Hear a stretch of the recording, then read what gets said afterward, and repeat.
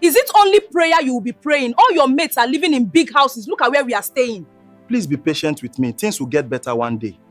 Things will get better one day is what I have been hearing for the past 10 years. You better wake up, foolish man. Do you need to abuse me? After all, I am trying my best.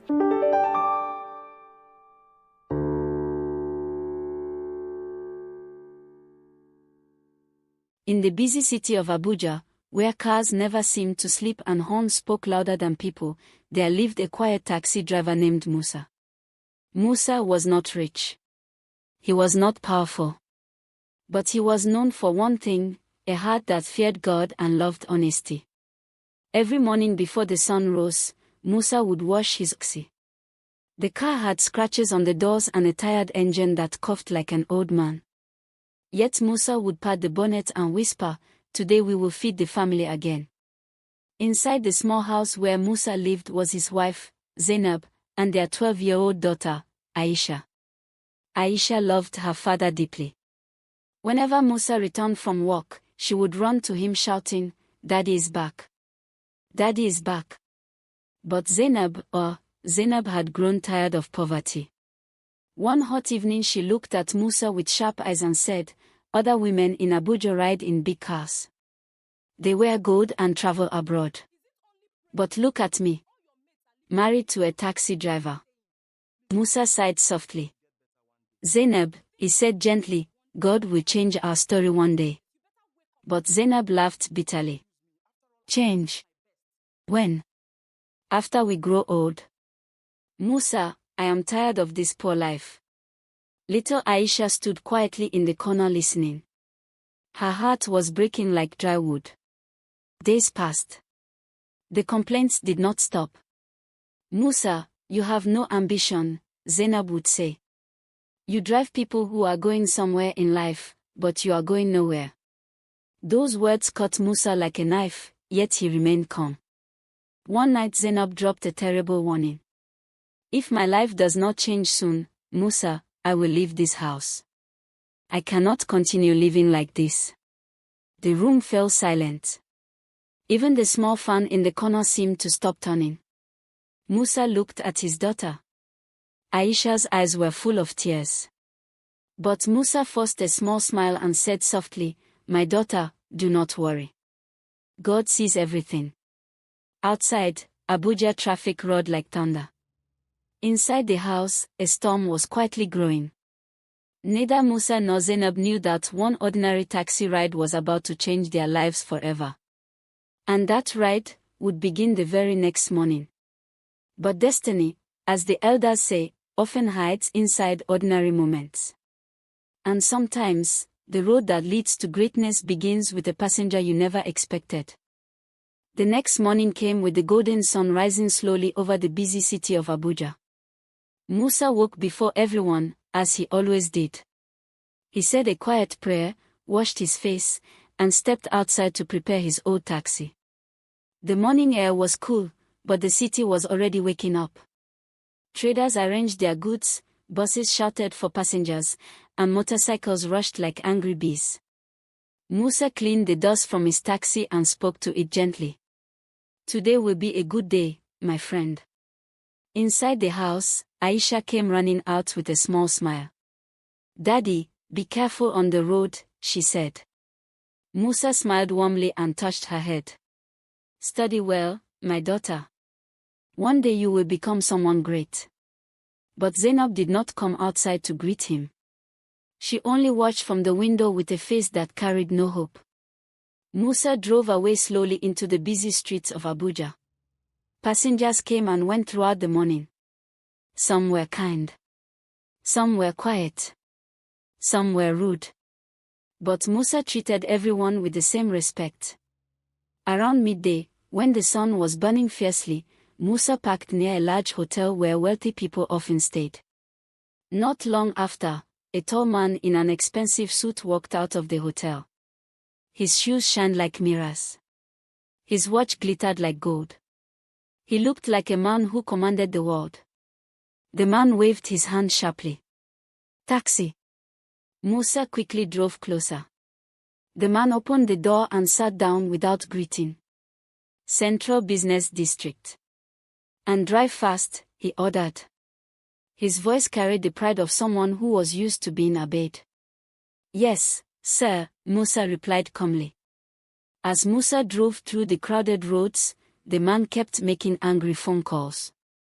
No excuses, the man shouted into his phone. That contract is worth $40 million. Everything must be perfect. Musa's ears heard the words, but he focused on the road. Soon they reached a large office building. The man jumped out quickly, still talking on the phone. Keep the change, he said carelessly as he threw some money toward Musa and rushed into the building. Within seconds, the man disappeared through the glass doors. Musa adjusted his mirror and prepared to drive away. But then he noticed something on the back seat.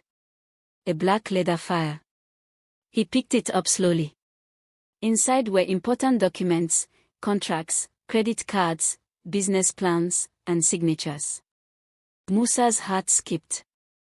The first page showed a shocking number. $40 million contract agreement. Then something else caught his eye. Inside the file was a thick envelope. When Musa opened it slightly, his breath stopped. Bundles of clean dollars. He counted quickly with shaking fingers. $50,000 in cash. Musa leaned back in his seat, stunned. This money alone could change my whole life, he whispered. For a brief moment, temptation knocked loudly at the door of his heart. But Musa closed his eyes and took a deep breath. No, he said firmly. This does not belong to me. He started the engine again. There is only one right thing to do. Little did Musa know. That decision would open a door no taxi driver in Abuja had ever walked through before. Musa sat quietly inside his taxi, the engine running softly like a tired animal. The black leather file rested on his lap, heavy not because of its weight, but because of the decision it carried. Inside it were powerful things. The $40 million contract. Important business papers. Credit cards. And the thick envelope holding $50,000 in clean American cash. Musa wiped the sweat from his forehead. Outside, Abuja was moving like a restless river. Cars rushed past. Hawkers shouted. Life continued as if nothing special had happened. But inside Musa's taxi, a storm was raging. His eyes returned to the envelope again. $50,000. He imagined what that money could do. He could fix the leaking roof of his house. He could buy a better taxi. He could send Aisha to a good school. Maybe, just maybe, Zainab would stop complaining. For a moment, the thought felt sweet. But then another voice spoke quietly inside his heart. My son, what does not belong to you will never bring you peace. Musa sighed deeply. He remembered the words his late father used to say back in their village. Honesty is a seed. It may look small, but one day it grows into a mighty tree. Musa closed the envelope carefully and placed it back in the file. No, he whispered. This money is not mine. Just then his phone rang. It was Zainab. He answered. Musa, where are you? She asked impatiently. I am working, he replied calmly. I am tired of this life, she continued sharply. Do you know my friend just traveled to Dubai with her husband? Meanwhile I am still married to a taxi driver. Musa remained silent. Zainab continued. If nothing changes soon, Musa, I will leave. I mean it this time. The call ended suddenly. Musa stared at the phone for a long moment. His heart felt heavy, but his mind remained clear. He started the taxi and drove back toward the large office building where the wealthy passenger had entered. Security guards stood at the gate, watching people move in and out. Musa parked the taxi and stepped out slowly, holding the black leather file. One guard looked at him suspiciously. Yes. What do you want here? The guard asked. I brought something important, Musa replied respectfully. Just then, inside the building, chaos had already begun. The wealthy passenger was shouting loudly, "My file is missing. That file carries a $40 million contract." Workers were running everywhere in panic. Phones were ringing. People were searching every office. Then suddenly, Musa walked through the glass doors holding the black leather file. And in that moment, every eye in the building turned toward the quiet taxi driver. Watch out. For part 2, please like, share, and comment.